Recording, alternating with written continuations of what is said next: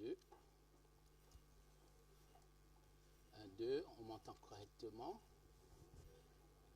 On m'entend? Moi, je ne m'entends pas bien, donc je voudrais bien avoir un peu d'énergie dans la voix. Parce que généralement, lorsque je ne m'entends pas tellement bien, ça ne sonne pas tellement bien à mes oreilles. Donc, je ne sais pas si le technicien peut...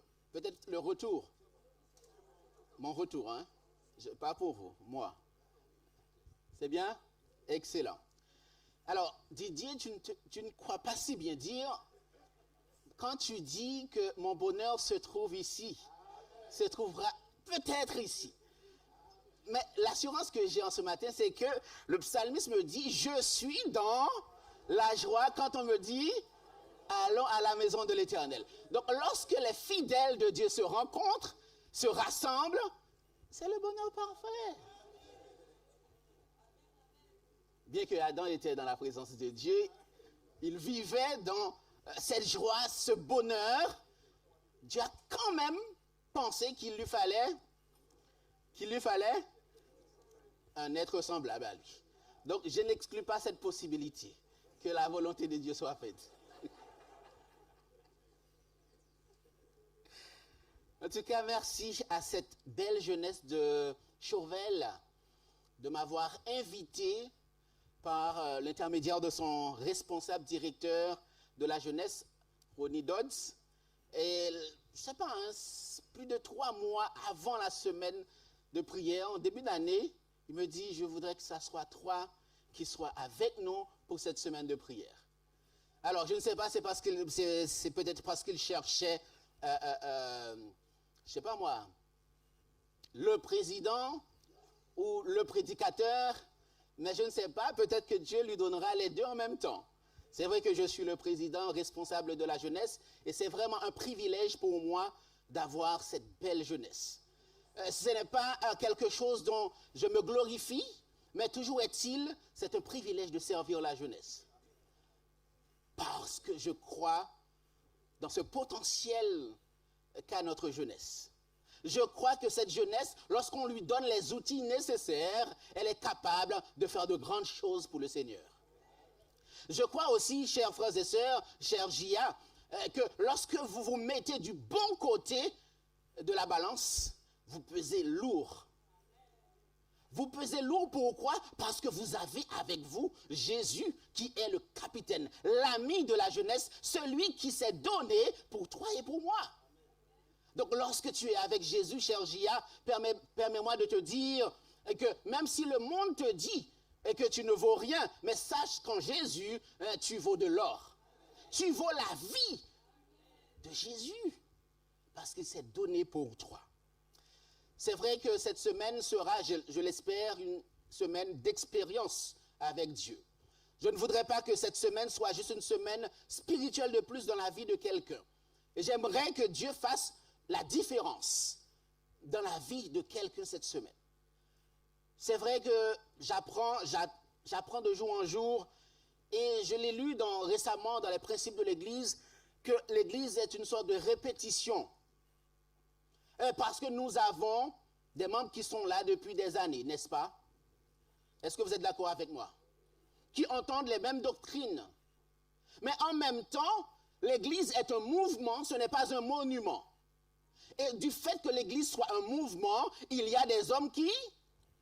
Est-ce que vous êtes d'accord avec moi? Il y a des hommes qui entrent. Donc, il nous faut, au fur et à mesure, et chaque jour, revenir sur la base. Parce que nous avons besoin de solidifier la base. Lorsque nous avons la base, nous pouvons construire solidement le haut. Donc, pourquoi nous revenons chaque année avec une semaine de prière? Quels sont les objectifs de la semaine de prière, cher J.A.?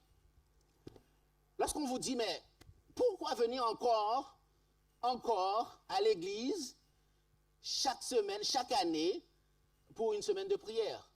Qu'est-ce que cela nous apprend? Alors, je voudrais entendre quelques-uns. Quel est l'objectif de cette semaine de prière ou de la semaine de prière? Hein? N'ayez pas peur. Nous sommes ensemble? Oui, mon grand. Quel est l'objectif, selon toi? N'aie pas peur. Tu nous dis quelque chose. Et je suis sûr que ce sera presque juste. De rappeler les promesses de Dieu. Alléluia. Ça, c'est juste même. C'est même pas presque juste, c'est juste. Nous rappeler les promesses de Dieu. Amen. L'objectif de cette semaine de prière ou des semaines de prière, c'est de permettre à la jeunesse de savoir qu'il y a un Dieu. Et ce Dieu se soucie d'elle. Ce Dieu se soucie de la jeunesse et le Dieu de cette jeunesse voudrait que la jeunesse s'engage avec lui. Oh, généralement, lorsque nous pensons à la semaine de prière, nous voyons prédication. Permettez-moi de vous rappeler que j'aimerais, tout au long de cette semaine, que vous fassiez l'expérience de la prière. Que vous priez à la maison. Que vous priez ici avec nous. Mais aussi que vous vous organisez mercredi pour être présents, aussi nombreux que vous l'êtes, pour prier ensemble. Parce que mercredi, nous allons faire de ce soir-là un soir de prière avec la jeunesse et pour la jeunesse. Donc, promettez-moi d'être présent. Je sais que la semaine sera longue, sera difficile, il y aura des cours, il y aura le travail, les enfants, mais permettez-moi d'être présent. En fait, promettez-moi d'être présent mercredi pour ce temps de prière pour la jeunesse. Parce que vous et moi, nous avons besoin de prier pour notre jeunesse. Nous avons besoin d'accompagner la jeunesse, non seulement par nos critiques positives et constructives, mais aussi par la prière. Donc, est-ce que vous voulez être avec nous mercredi pour ce temps de prière? Amen. Alléluia. Mais aussi, j'aimerais vous rappeler que vendredi, nous aurons l'occasion de remercier Dieu pour l'expérience de cette semaine de prière. Donc, je sens et je sais que quelqu'un fera l'expérience avec Dieu cette semaine. Donc, préparez vos expériences. Ou mettez Dieu à l'épreuve et demandez-lui une expérience pour que vous puissiez partager avec nous. Est-ce que vous êtes d'accord? Vendredi. Et samedi, ce sera sabbat, oui, bien sûr. Mais quoi d'autre? Cette scène, la célébration, l'engagement avec Dieu. Donc, nous vous inviterons à faire des plans, à ne pas repousser à la prochaine fois pour être présent avec nous, pour participer à cette sainte scène. Mais toujours est-il, cher Gia, il est important pour nous de faire et de vivre cette expérience durant cette semaine. Donc sur ce, je vais vous inviter à vous incliner et nous allons commencer. Alors, c'est vrai que vous avez, pour ceux qui nous suivent sur les réseaux, sur la chaîne YouTube, vous avez constaté que nous avons commencé différemment. Donc nous sommes au moment du culte. Pourquoi? Parce qu'après, nous allons sortir avec les jeunes pour pouvoir célébrer la journée mondiale de la jeunesse. Donc, nous sommes motivés, nous irons dans les rues et nous allons dire aux grandes villes, nous allons dire aux quartiers, nous allons dire à la communauté qu'il y a un Dieu qui règne et ce Dieu les aime. Donc, sur cette invitation, je vous invite, je vous dis de vous incliner et nous allons prier. Oui, Père, nous te louons, nous t'exaltons en ce matin. Merci de prendre place en nous, au milieu de nous, et qu'au sortir de cette enceinte, tes enfants soient édifiés à salut. Bénis, pardonne, exauce. C'est en Jésus pour sa gloire que nous t'avons prié. Amen. Alors, aussi, pendant cette semaine, vous serez mis au défi. Alors, le premier défi, par exemple, pour ce matin, serait de découvrir ou redécouvrir, cher Gia. Écoutez bien, parce que nous parlons à la jeunesse ce matin, mais aussi aux moins jeunes. Ce serait de découvrir et redécouvrir un personnage biblique. Une histoire que vous aimez bien, ou peut-être que vous n'avez pas l'habitude de lire cette histoire. Et de partager un verset de ce personnage sur vos réseaux. Je sais que vous êtes bien connectés, n'est-ce pas? Vous n'êtes pas connectés? Alors, pour ceux qui le sont, vous êtes invités à partager, que ce soit sur votre statut WhatsApp. Mon personnage de ce jour, c'est Jonas. Alors, quelqu'un va commenter, ah oui, pourquoi Jonas? Et là, vous allez lui dire, mais Jonas, parce que je me retrouve en lui. Parce que quand Dieu m'appelle, et parfois je prends des chemins détournés. Ou encore, Jonas, parce qu'il était réel, il était vrai avec lui-même, parce qu'il n'aimait pas les Ninivites. Donc du coup, il se dit, non, j'irai pas. Parfois, nous sommes capables de dire à Dieu, non, je ne veux pas. N'est-ce pas? Oui ou non? Nous le faisons.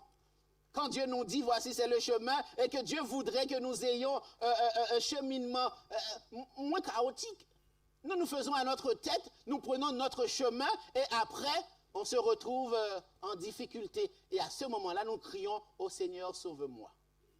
Mais généralement, Dieu, et toujours, et souvent il le fait, en fait, toujours il le fait, il vient à notre secours.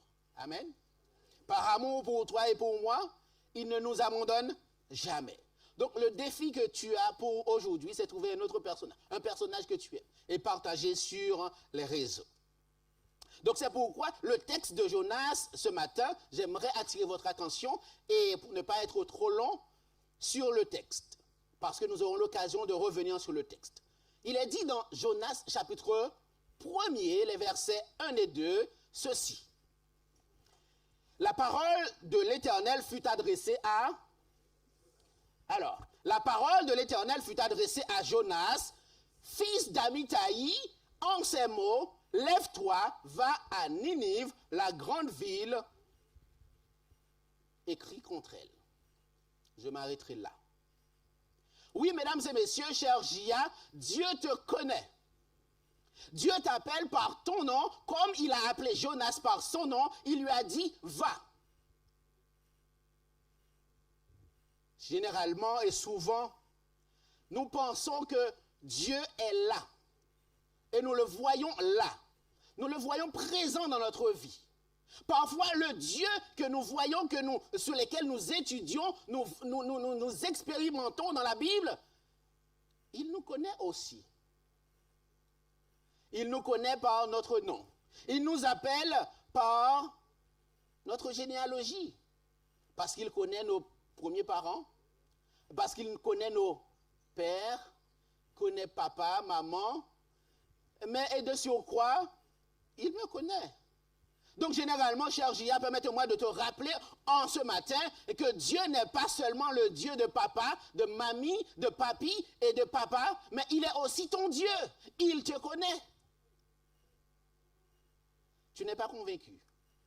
Généralement, on reçoit la foi par l'enseignement de la famille. Mais la foi, mesdames et messieurs, cher Gia, c'est une expérience personnelle. Lorsque tu apprends par maman que Dieu est grand, oui, ça développe en toi la foi. Mais à un moment donné de ta vie, tu vas devoir compter sur ta propre foi et développer ta propre relation avec Dieu. Donc du coup, le Dieu de papa devient le Dieu devient mon Dieu. Alléluia. Donc ce matin, permets-moi de te dire ceci. Puisque Dieu te connaît, donc sur cela, il y a cette phrase, il y a cette conviction que j'aimerais que tu acquières aujourd'hui.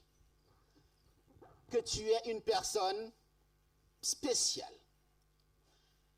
Et tu mérites ce qu'il y a de meilleur.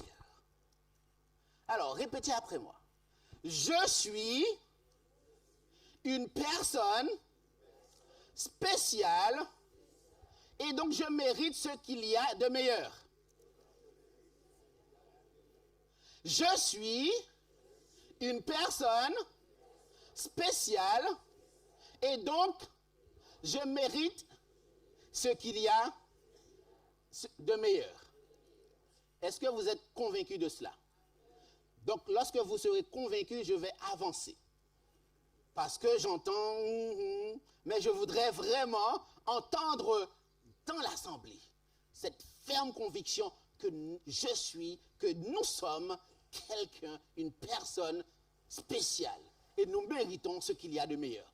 Donc, je regardais tout à l'heure, depuis que je suis monté sur la chaire, le visage de quelqu'un qui, je ne vais pas dire qu'il n'a pas ouvert la bouche, mais qui peut-être à intérioriser l'adoration. Donc, tant que cette personne n'a pas ouvert la bouche, je ne vais pas vous le dire, nous n'allons pas pouvoir avancer. J'aimerais que cette personne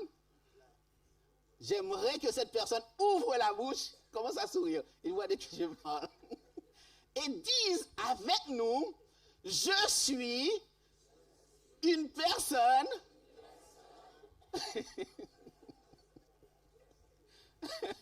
je ne voudrais pas te mettre à la fête, hein? Alors, est-ce que tu es convaincu, mon cher? Alors, est-ce que tu veux bien dire cette phrase pour l'assemblée? Je suis une personne spéciale, je mérite ce qu'il y a de meilleur. Alors, vas-y, avec lui. Alors, prends le micro. Oui, vas-y, voilà. Donne-lui le micro. Il est timide? Alors, tu es à côté de lui? Tu es sûr? Et tu es à côté de lui? Donc, à trois, vous allez dire. Alors, ensemble? Ensemble. Je suis et je mérite ce qu'il y a de meilleur. Bravo, on l'applaudit. Cher Gia, cher ami de la vérité, permettez-moi de vous rappeler en ce matin que oui, vous êtes des jeunes spéciaux. Vous êtes quelqu'un de spécial parce que Jésus a investi en toi. Oh, si je devais te dire pourquoi tu es spécial, lorsque tu regardes Jérémie te dit, de loin l'Éternel se montre à moi, et il me dit quoi? Je t'aime d'un amour éternel, donc c'est pourquoi je te conserve ma bonté. Donc je suis spécial parce que Dieu, même d'un amour, est éternel. Ah, si je devais te dire pourquoi tu es spécial, tu sauras et tu demanderas à maman que oui, tu es spécial parce que dès la conception, tu es le premier ou la première à entrer là où il fallait pour que tu sois là. Est-ce que vous me comprenez? Il y a des millions de spermatozoïdes. Oui. Mais tu as été le seul à avoir remporté la victoire parce que Dieu te connaît pour que tu sois ici en ce matin. Ah, vous ne m'avez pas compris? Ah bon? Je pensais que vous... Ah oui, vous êtes spéciaux. Pourquoi? Parce que vous êtes du sang royal. Vous êtes de la lignée des champions parce que Jésus est le grand champion. Vous êtes du bon côté, mesdames et messieurs, cher Gia. Oh, mesdames et messieurs, cher Gia, Dieu nous dit encore, car je connais les projets que j'ai formés sur 3 projets de paix et non de malheur, afin de te donner un avenir et de l'espérance. Donc tu es spécial parce que Dieu a un projet pour ta vie. Tu n'es pas n'importe qui. Donc quand tu es et tu es convaincu que tu es quelqu'un de spécial, tu ne fais pas n'importe quoi. Alléluia. Quand tu es convaincu que tu es du sang royal, tu marches avec dignité, la tête haute. Quand tu es convaincu que tu es de la lignée des champions, tu marches en vainqueur parce que tu es un gagnant. Cher Gia, je te rappelle en ce matin que tu es un champion. C'est vrai que le monde regarde les critères pour te donner la coupe, pour te dire que tu es le meilleur parce que tu es la plus belle, etc. Mais non. Jésus regarde à ton cœur et voit et te dit en ce matin que tu es spécial. Et qu'il a investi en toi. Oh, tu es spécial en ce matin pour une autre bonne raison, parce que le texte te dit, tu es fort. Parce que la parole de Dieu demeure en... Ah non, vous n'êtes pas convaincu de cela. Tu es spécial en ce matin parce que tu as ta Bible entre les mains, parce que tu te nourris de la parole de Dieu, parce que tu t'instruis dans la parole de Dieu, parce que Dieu t'accompagne à travers la parole, à travers sa parole. Donc lorsque tu t'habitues, lorsque tu lis, lorsque tu t'accommodes avec la parole de Dieu, le mal peut te regarder de loin, mais ta voix est dirigée selon la voix de Dieu. Le texte est clair. Comment le jeune homme rendra-t-il pur? C'est en se dirigeant d'après la parole de Dieu. Donc, si tu veux marcher pur dans tes pensées, dans tes actions, je te dis en ce matin, garde constamment sous les yeux la parole de Dieu. Médite-le jour et nuit pour agir fidèlement. Donc, ce matin, je te rappelle que tu es spécial.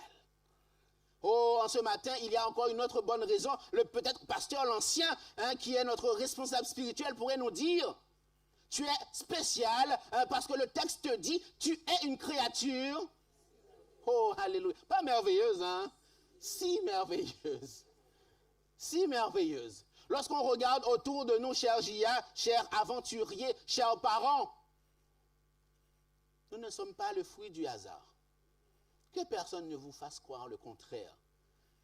Vous n'êtes pas juste là parce que par le grand hasard, quelque chose s'est passé et quelque chose qu'on n'arrive même pas à expliquer arrive et que bim, bam, tu es là. Est-ce qu'ils nous prennent pour, je ne sais pas moi, des gens intelligents comme vous et moi, on nous prend pour des idiots? Hein? Ils n'arrivent même pas à expliquer leur... Hein? Il faut, en toute honnêteté, vous le savez, nous l'avons déjà réfléchi, il faut beaucoup plus de foi pour croire que de rien soit parvenu des personnes comme vous et moi, aussi complexes. Il faut beaucoup plus de foi pour croire à cela. Donc je préfère croire que Dieu intentionnellement m'a créé, m'a formé et a voulu que je sois là. Donc du coup, je suis spécial. Hein? Là, cette théorie est enseignée juste pour que vous vous dénigrez, pour que vous n'ayez aucune estime de vous-même, pour que vous puissiez vous faire et agir et dire n'importe quoi, et pour que le monde aille en cette décadence. Lorsqu'on regarde autour, si nous savions, si nous étions convaincus que nous étions créés par la puissance de Dieu, par la volonté de Dieu, notre moralité, notre manière de vivre, notre vie serait vécue autrement. Mais comme on nous fait croire que nous ne sommes rien, donc du coup, on agit comme des vauriens. Non, on agit comme... Est-ce que vous êtes d'accord avec moi? Mais lorsque tu es convaincu, Ozan, lorsque tu es convaincu que tu es un prince, que tu es beau comme tu es en ce matin, tu ne peux pas agir n'importe comment, Ozan. Hein? Est-ce que tu es convaincu? Cher Gia, David, c'est Emmanuel. Emmanuel, est-ce que tu es convaincu, est-ce que tu es d'accord avec moi? Quand tu es convaincu que tu as été créé par Dieu, tu es beau. Tu agis de manière princière. Tu ne dis pas n'importe quoi. Et à l'école, tu travailles. Alléluia. Alléluia. Surtout à l'école, on travaille. Oui, on travaille. Donc, il est important pour toi et pour moi d'être convaincus que nous ne sommes pas n'importe qui. Nous sommes de la lignée des champions. Alléluia. Alors, pasteur l'ancien, j'ai jusqu'à quelle heure, hein?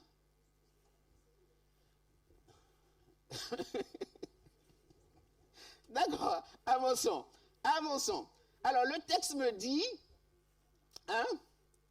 alors, il y a une autre raison, je sais que vous le savez déjà, dans 1 Timothée chapitre 4, le verset 12, qui me dit que personne ne méprise. Alléluia. Cher Gia, ce matin, c'est vrai que les parents parfois nous disent nous manquons d'expérience. Oui, nous manquons d'expérience parce que nous venons d'arriver dans le monde. Vous étiez là avant nous, n'est-ce pas les parents? Vous étiez là avant nous. Donc l'expérience que vous avez, vous pouvez être jeune, vous pouvez avoir 40, 60 ans et dire mais j'ai 18 ans, en fait j'ai 20 ans avec 20 ans d'expérience. Ou j'ai 20 ans avec 30 ans d'expérience parce que vous croyez, vous pensez que vous êtes jeune. Et vous l'êtes. C'est juste l'expérience que vous avez de plus. Mais en réalité, le texte nous dit en ce matin que le jeune peut aussi être un modèle pour les fidèles. Ah non, vous n'avez pas lu le texte. Que personne ne méprise ta jeunesse, mais soit un modèle pour les aînés. Alors les fidèles, c'est qui? C'est ce Rémus, non? Hein, Marietta? Oui, la jeunesse peut être un modèle pour toi. Ah, vous n'êtes pas convaincus, hein, cher Gia? Et les enfants devant là, vous êtes convaincus que vous pouvez... Allô? Vous êtes convaincus que vous pouvez être un modèle pour papa et maman? Ah ben oui, bien sûr. Bien sûr. Hein? Ce modèle ne vient pas de moi, hein, ça vient de Dieu. C'est Dieu qui m'aide à être un modèle. Donc, tout comme Jonas ce matin, Dieu te dit, va. Donc, étant convaincu que tu es spécial, que tu ne fais pas n'importe quoi, donc ce matin, permettez-moi de te rappeler que Dieu t'a donné une mission spéciale. La mission que Dieu te dit et te donne en ce matin, il te dit, va. Il dit à Jonas, fils d'Amittai, en ces mots, lève-toi, va. Aujourd'hui, je ne sais pas où nous allons, mais la parole de Dieu est claire, il nous dit, va. Je ne sais pas où est-ce que tu as été hier soir, mais aujourd'hui, Dieu te dit, va. Je ne sais pas où tu as l'intention d'aller après, mais aujourd'hui, Dieu te dit, va. Va parce qu'il a une mission pour toi. Va parce qu'il t'a confié une mission. Va parce que tu es spécial, donc tu dois accomplir la mission spéciale qu'il t'a confiée en ce matin. Oh, il te confie une mission. Et on dit souvent, et on le dit, je suis persuadé que Dieu sait à qui il confie sa mission. On dit que Dieu donne à ses vaillants héros, la position ou la meilleure position ou la place qu'ils doivent occuper dans l'armée.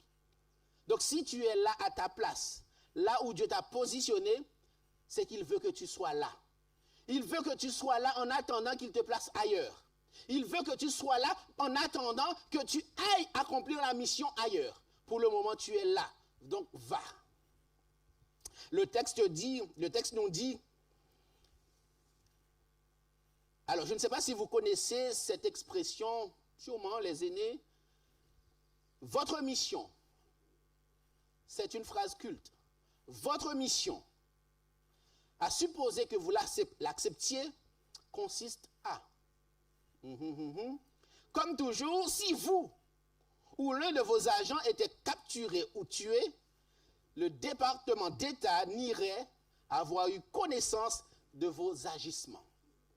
Cette bande s'auto-détruira dans 5 secondes.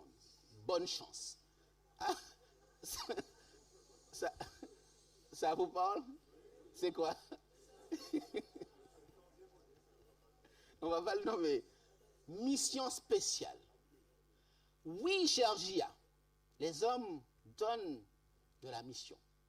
Les hommes appellent des agents à accomplir leur mission. Et quand les choses se corsent, quand les choses deviennent difficiles, ils vous disent carrément, tu vas rester dans le truc toi-même, tout seul. On ne viendra pas. Parce que c'est une mission secrète. Mais je me permets de te dire, de regarder à cette phrase et de te dire, la mission que Dieu t'a confiée, c'est une mission spéciale. Ce n'est pas une mission impossible, parce qu'il est avec toi, parce qu'il a promis d'être avec toi. Mais en même temps, lorsqu'il t'arrive des malheurs en allant accomplir la mission, il ne va pas te renier. Il ne va pas nier ton existence et tes agissements. Il va te dire, et voici, je suis avec toi tous les jours jusqu'à la fin du monde. Oui, cher Gia, tu n'es pas seul dans la mission que Dieu t'a confiée. Oui, il sait que les choses vont être difficiles. Oui, il sait et que l'influence autour sera néfaste. Mais il t'a promis d'être avec toi. En es-tu convaincu? Es-tu convaincu que Dieu ne t'abandonne pas dans cette mission? Oh, Dieu a envoyé, Dieu aime les villes, Dieu aime les quartiers, Dieu aime là où tu es, la communauté dans laquelle où tu es. Dieu n'aime pas une communauté plus qu'une autre. Est-ce que nous sommes d'accord? Dieu a un amour désintéressé et total pour chacun de ses enfants. Et ce matin, nous l'avons vu et nous connaissons les histoires bibliques se rapportant avec les missions que Dieu a confiées à ses prophètes dans les villes.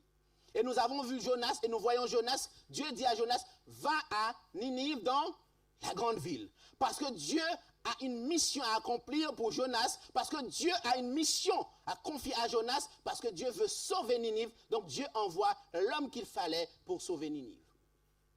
Aujourd'hui, cher Gia, je me permets de te rappeler que Dieu, à la manière de Jésus, il t'a envoyé. Jésus était le premier envoyé et le plus grand. Et à la suite de Jésus, tu es aussi envoyé. Tu as reçu mission de la part de Dieu pour aller et dire à ceux qui t'entourent que Jésus revient bientôt. Tu as reçu mission de la part de Jésus pour aller dire à ceux qui t'entourent que Dieu les aime. Malgré leur comportement, malgré ce qui pourrait se passer dans leur vie, tu as reçu mission de leur dire que Dieu les aime, que Dieu les veut, que Dieu ne veut pas leur malheur. Ce qu'il veut, c'est qu'ils changent de conduite. Dieu envoie des messagers dans les villes. Aujourd'hui, la thématique pour cette semaine, c'est que c'est présent dans ta ville des jeunes qui transforment leur communauté avec l'aide de Jésus. Oui, toi et moi, nous pouvons transformer. Oui, toi et moi, nous pouvons gagner des hommes et des femmes à la cause du Christ. Oui, toi et moi, nous pouvons dire que Jésus revient bientôt. Oui, toi et moi, nous pouvons aller et dire à ces jeunes qu'ils se doivent de changer de comportement. Oui, nous avons la responsabilité d'obéir à la mission. Oh, nous avons aussi compris que Dieu nous envoie dans les villes parce qu'il les aime. Est-ce que nous sommes d'accord? Dieu a un amour désintéressé et total pour les villes. Parce que Jésus nous prend en compassion. Laissés à nous-mêmes, abandonnés à nous-mêmes, nous sommes perdus. Nous ne pouvons rien. Mais lorsque nous avons reçu la mission de Dieu, nous sommes convaincus que nous pouvons redevenir l'homme idéal et la femme idéale que Dieu veut que nous soyons. Frères et sœurs, chers Gia, Dieu transforme les villes. Pour que cette transformation soit effective, il faut que ça passe par toi et par moi. Pour que la mission que Dieu a confiée à sa jeunesse soit vraiment la mission qui va permettre de racheter, de secourir les hommes, il faut que toi et moi, nous soyons transformés par la mission. En s'étant nous transformant. Alors vous connaissez ce dicton, ce vieil adage qui dit, il y a plus de joie à donner qu'à recevoir. L'arroseur arrosé. Celui qui donne reçoit. Donc je comprends que même dans le domaine spirituel, lorsque tu vas dans la mission pour transformer, pour avertir, toi aussi tu es transformé, tu es averti. J'ai compris aussi, lorsque tu acceptes la mission, non seulement tu transmets une bénédiction, parce que l'évangile est une bénédiction, mais toi aussi, tu t'enrichis. J'ai compris, lorsque nous nous mettons dans la mission, nous sommes les premiers bénéficiaires. Donc, nous avons tout intérêt à aller. Peut-être que toi et moi, nous ne pourrons pas aller dans les grandes villes comme Tokyo. Nous ne pourrons pas aller dans les grandes villes comme Londres. Nous ne pourrons pas aller à Mumbai. Nous ne pouvons pas aller au Japon, aux États-Unis, à New York. Nous ne sommes peut-être pas envoyés dans ces grandes villes. Mais Dieu quand même envoie des hommes et des femmes dans ces grandes villes. Mais toi et moi, nous sommes envoyés quelque part. Nous sommes envoyés où? Nous sommes envoyés peut-être à Pointe-à-Pitre, oui. Nous sommes envoyés où? À Bemao, aux Abîmes. Vous et moi, nous sommes envoyés où? À Courpetit. Nous sommes envoyés où? À Besson. Nous sommes envoyés où? À Chauvel. Nous sommes envoyés où? Ah, j'attendais cette phrase. Nous sommes envoyés dans le voisinage. Nous sommes envoyés vers nos camarades de classe. Nous sommes envoyés vers nos collègues. Nous sommes envoyés vers nos familles qui ne sont pas encore dans la foi. Donc la mission n'est pas vraiment extérieure, loin, mais la mission est tout près, là où tu es. Donc Dieu t'appelle à accomplir sa mission. Oh, cher Gia, quel que soit là où tu es, c'est là où se trouve la mission. Le chant nous dit, brille, ô Jésus, que ta lumière brille. Donc lorsque nous reflétons la lumière du Seigneur, vous et moi, nous dégageons. La radiance de Dieu en nous fait croire, fait voir aux autres qu'ils sont dans la vérité et qu'ils doivent accepter cette lumière. Il est une réalité, frères et sœurs, chers Gia, pour finir, qui est très important pour toi et moi. Peut-être cette mission, vous l'avez, ceux qui sont moins de 20 ans peut-être, ou plus de 20, moins de 30 ans ne connaîtront pas cette réplique culte aussi d'un dessin animé qui nous dit, alors, il y a un qui dit, dis-moi, Cortex, tu veux faire quoi cette nuit? Dis-moi, Cortex, c'est Minus qui dit à Cortex, dis-moi, Cortex, tu veux faire quoi ce soir, cette nuit? Et Cortex, qui est le cerveau, de répondre la même chose que chaque nuit, Minus. Tenter de conquérir le monde. Ça vous dit pas? Ça vous dit pas? Ouais, vous regardiez pas ce genre de choses, hein, quand vous étiez jeune. Ouais, je vais vous croire, ouais, c'est ça. Hein? Alors, c'est vrai, cette réplique me vient à l'esprit en préparant le message, en me disant, mais oui, eux, ils avaient déjà leur intention de conquérir le monde. Vouloir conquérir, chaque jour, ils se lèvent, ils planifient, pourquoi? Pour conquérir le monde. Et qu'en est-il de toi et de moi? Quels sont nos projets et nos planifications? Pour conquérir le monde? Hein, pour être riche? Ou encore pour, je ne sais pas moi, pour avoir une belle maison? Belle voiture? Quoi? C'est quoi votre mission? Alors, c'est quoi ta mission, toi? Vas-y, dis à haute voix. C'est quoi ta mission?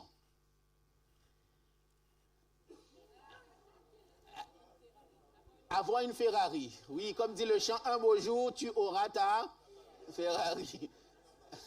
Mais tu n'as pas le permis et tu n'auras pas de chaîne en or non plus. Parce que, justement, en parlant de cela, notre mission devrait de conquérir le monde pour Christ. Parce qu'il y a trop de choses qui se passent autour de nous. Récemment, vous avez entendu cette semaine, devant la CCI, quelqu'un a été, pas poignardé, mais braqué, et lui a même donné 2 balles, 3 balles, juste pour quoi? Juste pour une chaîne. Vous voyez, frères et sœurs, chers Gia, que nous devons conquérir le monde pour Jésus, parce que trop de choses se passent sous nos yeux en ce moment. Parce que les choses ne peuvent pas continuer ainsi. Donc la mission, si vous l'acceptez, sera de refléter le caractère de Christ dans nos rapports les uns avec les autres. La mission, si tu l'acceptes, sera de représenter Jésus à l'école. Peut-être que ce jeune homme-là, il n'est pas d'une famille adventiste. Tu es le seul contact qui lui permettra de comprendre la différence qu'il y a entre une vie avec Dieu et une vie sans Dieu. Il y a peut-être cette personne que vous allez rencontrer sur, je ne sais pas moi, au marché ou dans le supermarché, et peut-être c'est la dernière fois cette caissière entendra parler de voyant quelqu'un qui est chrétien ou chrétienne. Par la manière dont vous vous adressez, par la manière dont vous vous comportez, par la manière dont vous souriez et que vous dites bonjour et que vous réglez votre facture, ça fera une différence. Faites l'expérience, vous allez voir, frères et sœurs. Je sais que vous faites ces expériences, mais continuez à faire ces expériences. Les gens ont besoin d'un souffle nouveau. Le monde va vraiment à son terme. Les choses ne peuvent pas continuer ainsi. Donc c'est pourquoi vous et moi, la mission, si nous l'acceptons, sera de représenter Christ, de briller pour Christ et d'être un enfant du roi des rois. Parce que la réalité est que lorsque toi et moi, nous allons accepter la présence de Dieu dans notre vie, lorsque toi et moi, nous allons vivre selon l'enseignement de la parole de Dieu, non seulement nous en bénéficierons premièrement, mais ceux qui nous entourent seront les premiers bénéficiaires. Donc cette semaine, nous allons vivre ensemble cette expérience spirituelle. Et nous demanderons à Dieu de nous utiliser pour sa gloire. Nous demanderons à Dieu de nous utiliser pour faire avancer sa cause. Parce qu'il est temps que nous quittions ce monde. Il est temps que nous allions vivre avec Dieu. Il est temps que Jésus revienne. Jésus reviendra à condition que cette bonne nouvelle du royaume sera prêchée dans le monde entier pour servir de témoignage. Mais il y a encore une autre raison que Jésus reviendra, quand cette condition sera remplie aussi. Lorsque le caractère de Christ sera reflété dans le cœur, dans la vie de chacun de nous, alors il reviendra pour réclamer ses enfants. Donc, toi et moi, nous avons la ferme assurance, nous avons la responsabilité d'accomplir la mission de Christ. Voulez-vous accomplir la mission de Christ avec nous? La mission ne se repose pas sur le pasteur seulement, ou sur l'ancien, sur les anciens, sur le responsable du ministère personnel, ou encore le directeur de la jeunesse. Mais la mission se repose sur toi, sur toi, sur toi et sur toi. La mission se repose sur toi, Marielle, sur toi, sur toi. La mission, c'est notre mission. Donc, lorsque nous rentrons dans cette mission, nous sommes présents. Dieu, à travers nous, va transformer des vies.